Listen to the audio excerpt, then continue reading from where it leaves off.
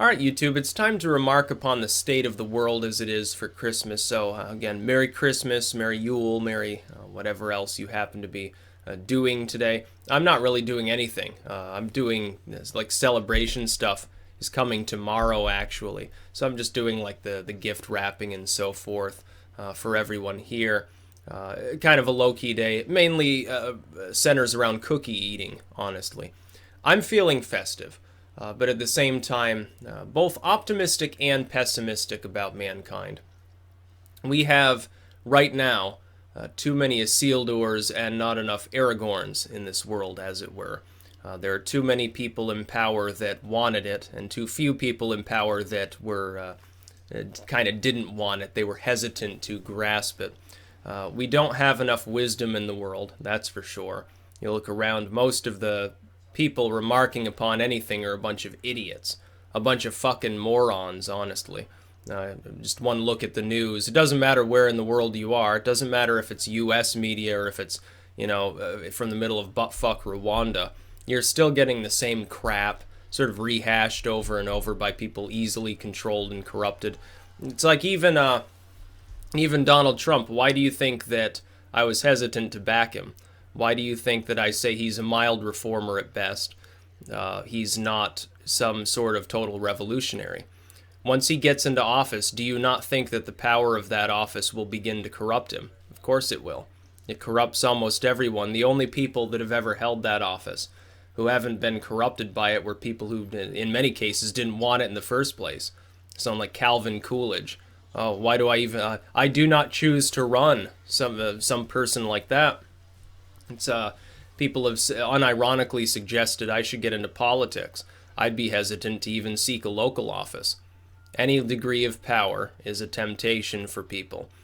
We need more people in office that don't really want to even be there, to the point at which we should start drafting people that we have to drag kicking and screaming into a candidacy or something along those lines, because we have all these morons, these utter fools that run everything around the world, and they run it into the ground pretty well. They don't really care about anybody but themselves and maybe a small circle of others that benefit them. Even people who seem at first to be honest many times turn out not to be. We saw that with Obama. Oh, we need to change the way we're doing things. We can't have all this surveillance and all these wars. Oh, we need more surveillance. We need to conduct drone strikes and destabilize other countries. You see how it happens? It doesn't matter what they say when they're campaigning. But I'm also optimistic about mankind. For this reason. There's something within man that is slumbering right now, but at any moment could wake up. And that's the nobility of old, the chivalry of man, the mightiness of man, the mercy of man in some cases, you could say. Not to put it in perhaps spiritual terms or anything along those lines. But mankind does have the capability, when things get really, really, really dark, really full of despair, to reform things, to rise up. People will rise up when necessary as leaders, sometimes for good, sometimes for ill. We then look back on these periods, we call them primitive, but what led to them? It was led to usually by the order that existed prior to it. We look at the Dark Ages, say people were living in squalor and so forth. Well, it was preceded by the collapse of Rome. It was because of them.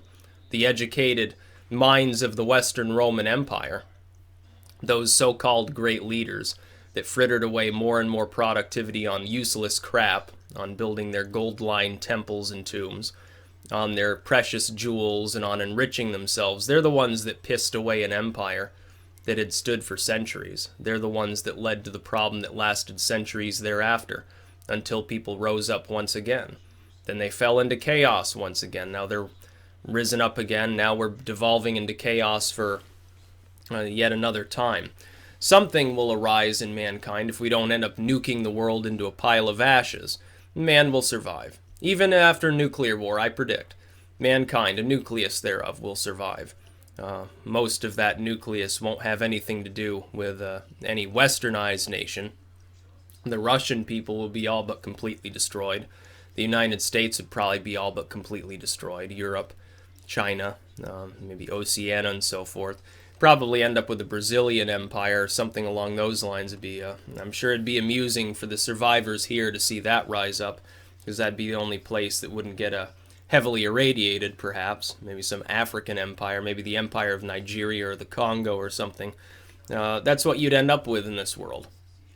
And it won't be due to the decisions of those that come after to reorder the world. It'll be due to the decisions of the so-called leaders that we have right now that are so decadent, spoiled, rotten, filled with insanity and stupidity. That's really what will result in these culminations. But no, we don't have enough wisdom in the world. We don't have enough people willing to tell the truth. Somebody begins to tell the truth. They gain some degree of popularity. They say, well, I want to spread it to more people. I need banks to fund me. I need corporations. I need ad revenue and all that stuff. Why do you think I hold off and try to not have these things? Why do you think I don't seek ad revenue from corporate sponsors or something like that? Because I'd have to temper my message. It wouldn't be the truth anymore. It wouldn't be worth spreading it around. That's the problem I have with some of the corporate underground media, the InfoWars and Breitbarts and so forth. Yeah, they try to be honest, but more and more they become corrupted by the power that they wield, by the fact that the very structure of how they do business forces them to temper their message. I can respect them while saying, well, they're going down a dark path. They won't be respectable for much longer, a few years from now. Something like that. Some of these upstart groups. You see it on the left. You see it on the right. You see it in the United States. You see it in foreign shores. You see it all over the world. It's important to have a few people who resist that. People who are resistant to wanting power. Who don't even really give a fuck. People like that. Those are the people you should be listening to. But anyway, yeah, for Christmas this year, you should be festive. Eat your cookies and exchange your gifts. But keep in mind that right now, most of mankind is deep, deep asleep. Really, really deep asleep, like comatose, almost, in a vegetative state or something like that. Most of the people around you are not awake. They're not really fully self-aware. They're not critical thinkers. They're not thinking about what's going on around them. I've had people here on this channel that praise my content continuously. And sometimes I wonder, I hope that they're thinking critically and that they're capable of disagreeing with me, honestly. Because otherwise something's gone terribly wrong with their mentality, perhaps. People should question everything that they absorb. It's like when people say, I had somebody the other day, oh, he's got a good gig. He sits there showing his hairy chest and just repeats what he sees on the news. Well, first, I don't watch TV news. I haven't in many years. Other people here do. I don't pay any attention to it. I don't care about it. This person has been so fooled by propaganda that he would probably take my message seriously if I just put on a suit and cut my hair short.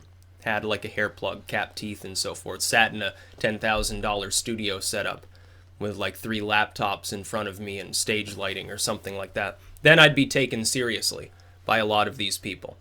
But because I dress like this and I'm in my bedroom, apparently, no, the message does not matter. That's how you know they've been fooled by propaganda. They're asleep. They don't know what's going on in the world. They look at the news, they see some dude in a $2,000 suit, probably drove to work in a sports car. They trust them, even if they say exactly the same thing as the fucking homeless bum on the corner outside the studio. Tell you the same thing for $1. Could do the same job. Has probably about the same level of speaking skills as most of these morons anyway. Legacy media is retarded. Legacy politics is not working. I even spar with people who sometimes I agree upon in spirit with certain ideas, like Varg. Tulian perspective. I agree with primitivism after a sense. I simply think that it's just as much a doomed concept. I think that it's the third way that's being offered is just as utopian and just as susceptible to corruption as capitalism or communism, and also could not be agreed upon as a pure path. There would be differences between different interpretations of what it actually meant to be a primitive tribalist, and it wouldn't work. That's my problem with it. It's subject to the same human whims, the same human tendency to change, to morph in response to outside stimuli. It's what propaganda is all about, manipulating these processes. It can be used for good. I try to use it for good. Or it can be used for ill. It can be used to convince you to hate other people and think that they're subhuman or something along those lines, and that your government should be empowered to go butcher them. It's exactly what many governments have done. There was a story earlier Russian plane carrying a bunch of soldiers crashes on Christmas Day. And all of these wonderful, tolerant, anti-war, pacifistic, everyone should live together and say kumbaya, so-called liberals were celebrating. Oh, that's what Putin gets. Well, Putin wasn't on that plane. That's what he gets for killing kids in Aleppo. That's what the Russians get for warmongering. Well, what by that karmic token, if you actually believe in it, what the fuck do you think's going to happen to the U.S.? Look at what we're doing in Libya. Look at what we're doing in Pakistan and Yemen on a daily basis. You think that doesn't, if you believe in these processes, if you believe in karma, you think it's not going to bite you on the ass too? Hopefully you're not on the next plane, I suppose. You think that some leader makes a bad decision, everyone else around them suffers, all the soldiers or the civilians, they're the ones that suffer, the leader doesn't suffer. Well, you're just some regular civilian or soldier or whatever you happen to be. Maybe you should start suffering by your own token. Why don't you judge yourself? It's interesting to see the world in such confused chaos. So few people can think clearly. They think in these weird black and white terms about everything. Usually the black and white has been delineated by some corporate media conglomerate or some idiot politician ranting and speaking from notes. They can't even deliver a speech without notes. We've devolved so far that even their mental faculties are badly damaged from what they were even a century ago. And even a century ago we had so many problems in this world, it's almost no comparison to maybe the Dark Ages. There were people with more nobility and chivalry back in the medieval times when people shat outside behind bushes and never bathed than there were 100 years ago, let alone today. So the state of the world is right now in sleep and in darkness, like a Kali Yuga or a Ragnarok or the birth of the Antichrist pre-end times or something like that. But there's something sleeping in man. It can awake. It's just a matter of when it does. When will people actually give a shit about their neighbors? I see people in their mega churches. All day, they ramble about loving their neighbors. Then they go out and they don't even know their neighbors' names. And that homeless dude sitting out in front of the church, I wonder how many of them give him a quarter. Or if they judge him and assume that he's going to go spend it on beer. And so we shouldn't give money to that dirty-looking dude there with the sign saying the end is nigh. All these people around the world judge one another constantly. When really the ones that should be judging are the ones supposedly representing them, supposedly giving them the truth, most of which are not. So there's my Christmas message to the world. And before the New Year's, probably on New Year's Day, like before New York City's balls drop as part of their paganized ritual, not satanic, not evil, it's actually like a blessing ritual of sorts, but it is occultism, it is paganism, let me be clear on that, when they do all this crap in New York City and have John Lennon Imagine singing. What was that one dude who sang it and he changed the words, that one rapper there, he did the Fuck You song, and he also made an embarrassment of himself at the White House by not tempering his lyrics when he was singing in front of the president and his, like, you know, teenage daughters and crap. Now nobody cares who he is. I can't even remember, but he got so much flack for that. You don't change John Lennon's lyrics, even if you like think he was a total fucking retard hippie or something. Still John Lennon. Still a cool dude, certainly talented. Come on, leave his legacy alone. Go after Yoko Ono. Go after her for her response to Trump winning there, where she let out that sort of banshee wail that everyone thought was just her new single dropping or something like that. But yeah, I'll probably do some analysis of the past year, some predictions and so forth, hopes for the coming year. And it looks like today, on Christmas, so-called birth of Jesus, even though he never existed, looks like I'm going to hit 20 million views. Quite a milestone, actually. I would have thought that 15 would have been the uppermost limit of what I would get to this year. Looks like I underestimated these capabilities once again. This channel has become powerful, which is good for the world.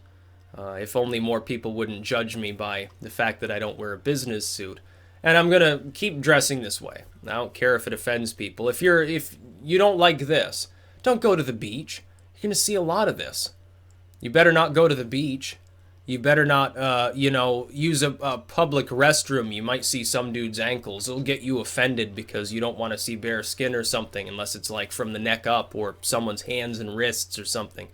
I'm not going to sit here and be uncomfortable and wear a stuffy suit unless I'm doing it as a total joke, pretending to be some legacy media asshole telling you a bunch of lies. I'll do that sometime.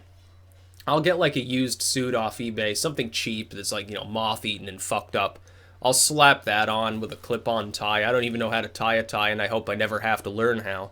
I'll slap that on, and I'll deliver the true news to you. And people, oddly enough, even if it's complete bullcrap, some people see it, they'll probably take it seriously just because it looks like I'm a professional, or, I have a women's studies and journalism double masters from Buttfuck University or something along those lines.